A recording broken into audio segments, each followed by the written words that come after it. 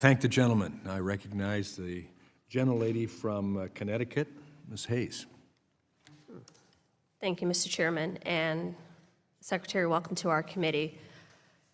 It's interesting, I took a lot of notes. I had prepared questions, but I think I'm going in a very different direction.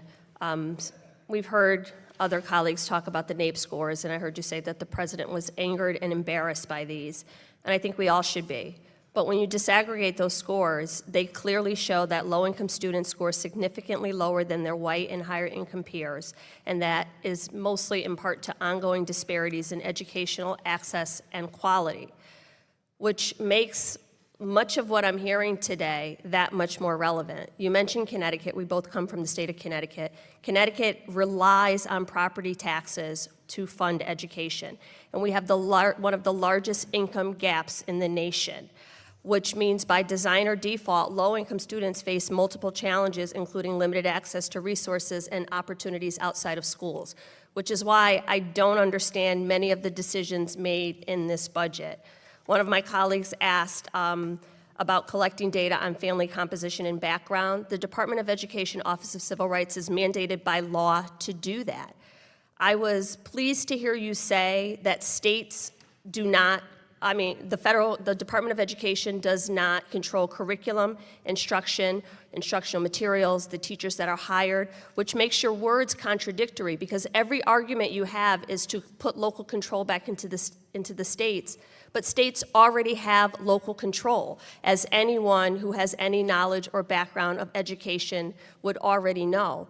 The role of the Department of Education would be the civil rights enforcement of those local controls, which again, the irony of this budget zeroing out American history and civic education programs when you couldn't even answer a question about Ruby Bridges or the election of President Biden, which are as basic as it gets. So I really, really don't understand it. But you are making the argument for me because when you respond to questions from my colleagues by saying that sounds like an issue for state legislatures, that is why the Office of Civil Rights is necessary, because state legislatures made the decision that Ruby Bridges did not have the right to a free and appropriate, high-quality public education. So you, Madam Secretary, are actually making the argument for the role of the department, not to dictate local curriculum instruction or instructional materials, but to make sure that those things are carried out by the department. That states follow the law, that they are doing those things. So 49 million children in this country receive public education services. About 3 million children are in charter schools. There are not enough charter school slots.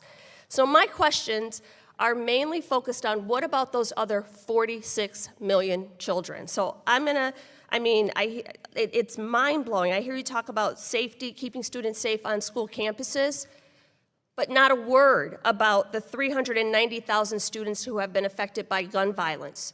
What happened in this hearing was actually very straightforward and very important. Representative Jahana Hayes asked Education Secretary Linda McMahon a direct question. Is Holocaust education in schools considered a DEI program? Hayes didn't dress it up, didn't make it complicated. She asked it point blank because she wanted clarity. Recently, there's been a lot of debate about DEI. What counts as it, what doesn't, and what programs are being cut or targeted. So Hayes wanted to know, if DEI programs are being reduced or removed, does that include teaching the Holocaust? I was in the classroom on the day Sandy Hook happened, and the federal government came in with almost $2 million to rebuild that community and provide programs for the surrounding communities. In your opening, I heard you mention student athletes and LGBTQ students twice, not one word. And even when my colleague asked you if you thought it was a public health crisis, you can't answer questions that affect the majority of students. So I'm not really sure. I am an educator by nature. I try to be supportive of what the Department of Education does because I need for you to succeed, for my students to succeed. But when you come in and say your final mission is to eliminate the department, it says to me that the 46 million children that are not receiving services do not matter. I've ran out most of my time, but this bill defunds literacy programs, eliminates 21st Century Community Learning Center, eliminates preschool grants for children with disabilities, eliminates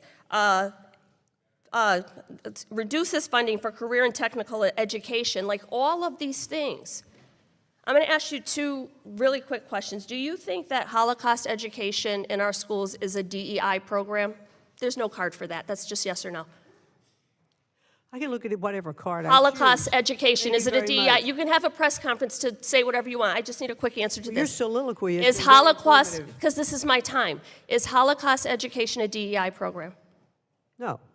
Is African American Studies a DEI I program? think I answered that with one I'm of the asking other it again. cards. Listen, we should Just be able, yes or no? we should be able to teach My courses in their point is they entirety. are DEI programs, both of them, because students need diversity, equity, and inclusion to understand their environments. So both Holocaust education and the teaching of African American history are important, which is why the state of Connecticut requires it in our social studies curriculum. You're talking out of both sides of your mouth. You can't support one The without gentlelady's supporting the time has other. expired. And looking at what happens in the schools and actually deferring to teachers, parents who are on curriculum committees, local boards of education, and states who actually do the hard work The and gentlelady's time listening has to what expired. they say I appreciate would be the incredibly helpful in Passion, this but role. it's time to move on. I and yield back. Recognize the She followed up by asking about African American history, too, basically pushing McMahon to explain whether important foundational historical lessons are now being lumped under the DEI label. And here's why her question matters. If the people in charge of public education start treating essential history, like the Holocaust, like Black history, as DEI programs, then they can be pushed aside, cut, or minimized in the name of politics.